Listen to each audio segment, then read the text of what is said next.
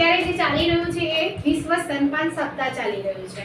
તો આપણે ખાસ આજે મેં તમને એટલે ભેગા કર્યા છે કે હું તમને કહેવા માંગુ છું કે જ્યારે માતા સગર્ભા હોય છે ત્યાં તો આપણે ખબર હોય છે કે આપણે માતૃશક્તિના પેકેટ લઈએ છીએ, પછી જ્યારે માતા મતલબ કહેવાનો અર્થ સગર્ભાવસ્થામાં પતી જાય છે અને બાળકને જન્મ આપે છે, તો એ જે જ્યારે જન્મ આપે છે એના પછીથી જ્યારે આપણે બાળકને પ્રથમ વખત જે પીવડાવીએ તો એ આપણે શું પીવડાવવું જોઈએ તમને ખબર છે?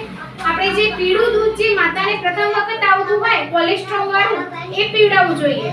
જબકી ઘણા બધા એવું કરતા હોઈએ છે કે એને ફેંકી દેતા હોય છે, પણ એવું નથી કરવાનું। કેમ કે એ જે દૂધ છે ને એ તંદુરસ્તીનું પ્રમાણ છે, તમારા નાના બાળકને પણ એને રોગ સામે લડવાની શક્તિ આપશે। અને બીજી વસ્તુ કે આપણે 6 મહિના સુધી બાળકને ફક્ત ને ફક્ત સ્તનપાન જ કરાવવાનું છે, એના સિવાય આપણે પાણી સુદ્ધા પણ નથી આપવાનું।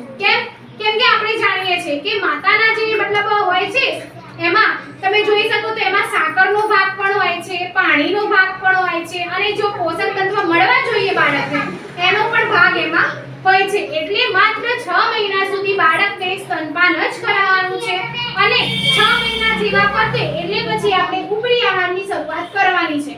ઉપરી આહારમાં તમે બાળકોને દલિયા છે આપી શકો છો, મસેડેલા કેળા છે, દાળ ભાત છે, એવી બધી વસ્તુઓ જે એને પોષણને લગતી છે એ આપી અને મહત્તમ માત્રામાં આપવી। ઓકે, ધન્યવાદ।